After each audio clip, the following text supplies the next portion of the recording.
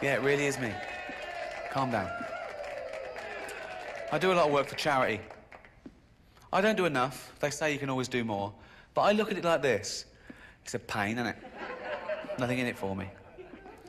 Do a lot of work for cancer. That's my chosen charity. Do a lot of work for people with cancer. And they're welcome to it. But I will say this. If I ever get cancer myself, I'm going to walk into the nearest hospital and go, right, I paid for that machine.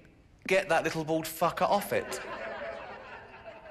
Talking of little bald fuckers, I did the teenage cancer gig last year.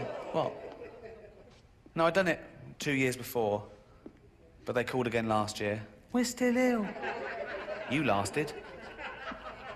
It's a great gig, though. The kids with cancer get in for free, and you meet them afterwards, and, you know, they come backstage and you sign stuff for them. And I was doing the gig this last year, and I looked down and I recognised one of them.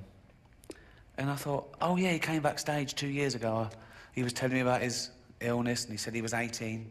And that was then, that was 2 years ago, so now he must be 20. So how the fuck is he still a teenager?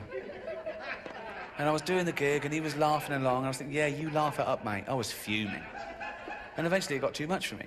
And I went, all right, mate, I recognise you. I went, hello, yeah. You came backstage 2 years ago? I went, yeah. I said, you said you were 18 then? And yeah, so you're 20 now? I went, yeah. I said, get out.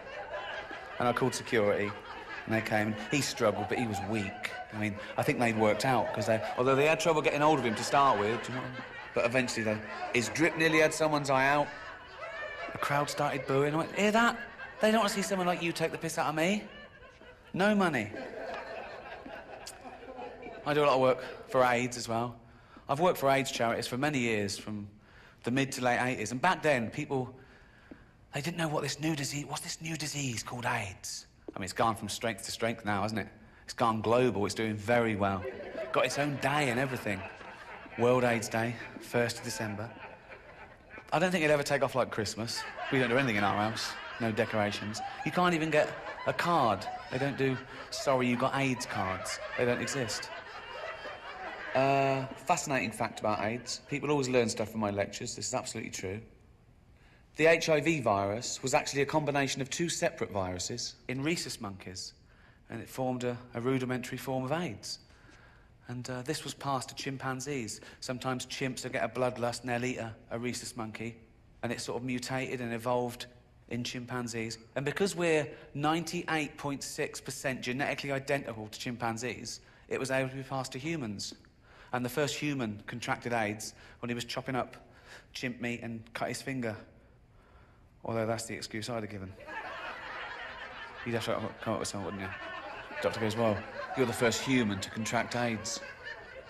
You know, is that bad? Yeah, it can be. Well, how would I have got that? 2 ways. 1, you were fucking a chimp up the arse.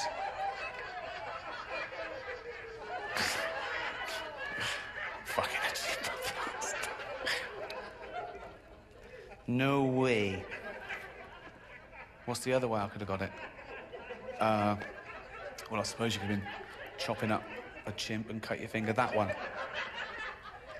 I bet he went straight out into the jungle and found that chimp and went, oi, you fucking gave me AIDS. I gave you what? You gave me AIDS. I gave you a blowjob. Shush. No, I got AIDS from you. Well, how did I get AIDS? From eating monkeys. I don't eat monkeys. You're either eating them or fucking them. I was eating them. Tastes like chicken. That's how it happened. Thanks very much. Good night.